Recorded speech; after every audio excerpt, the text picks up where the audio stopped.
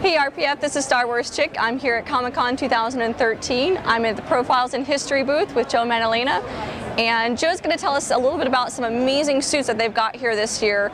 You guys acquired a lot of cool stuff from Warner Brothers. Yeah, it's unusual. The Warner Brothers corporate archive is letting go, I don't know, 50-something items. And it was interesting because I think they chose some really special items. I mean, the Watchmen costumes, I grew up reading the graphic novels, so I love them. The movie, people have opinions about whether you like it or don't like it, but the graphic novels are arguably really cool.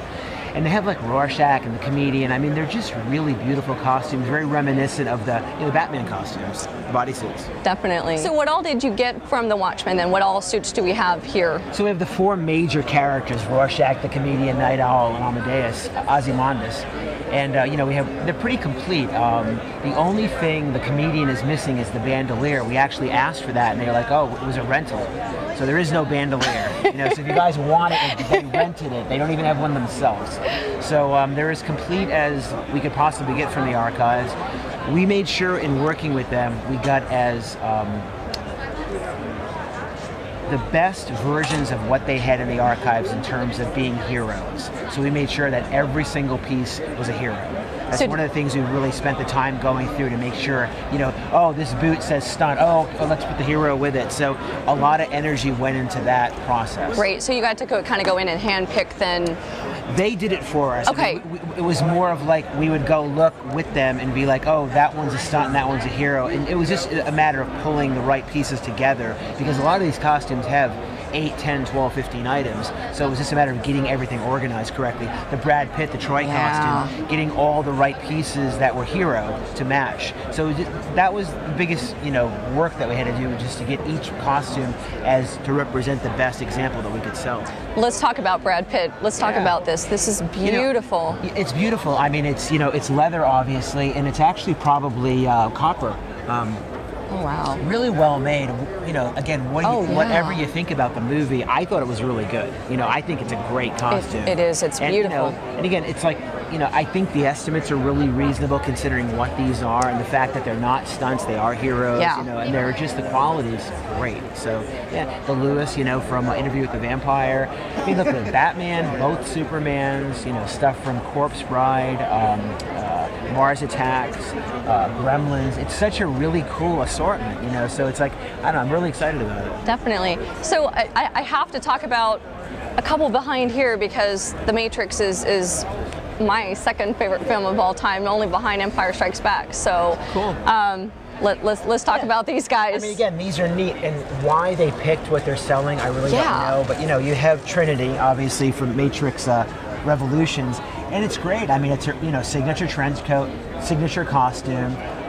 Cool. The Neo isn't here right now. We have the karate suit that Neo wore. I saw that yesterday. Somewhere. Beautiful. And this is one of the neatest things because most people are coming here and like, what exactly is this? So this is actually, let's say it's a prop. So what happened in the movie was the actor who was Agent Smith, there's a scene where there's a lot of Agent Smiths. So he was standing like this and he had his arm inside of each of these. And he would puppeteer them as they walked. Oh, wow. And then it just clone the rest of them. So it actually, in the back, has a steel bar, and the actor would put his hand inside each side, and he would walk that's with it. Crazy. And it gave the illusion, and then they multiplied all, so there's only 3 are human and 2 other agents. Wow. So you can kind of like, maybe you can look at the back of it. So you can actually see, where the actor actually held it. So it's really cool because it goes beyond like a costume. So what is it? Is it a costume? Is it a prop? It's a really cool piece. It's an amazing display. I mean, to have that just complete like that. I mean, you walk into your house and it's like, people know it's not just a suit, it's Agent Smith. I mean, you'll know exactly what it is. I mean, the costumes that we have from them, the quality, the workmanship, the condition, especially, the latex, these costumes, even the Batman and stuff, they're so well preserved and taken care of. It's just really, it's cool.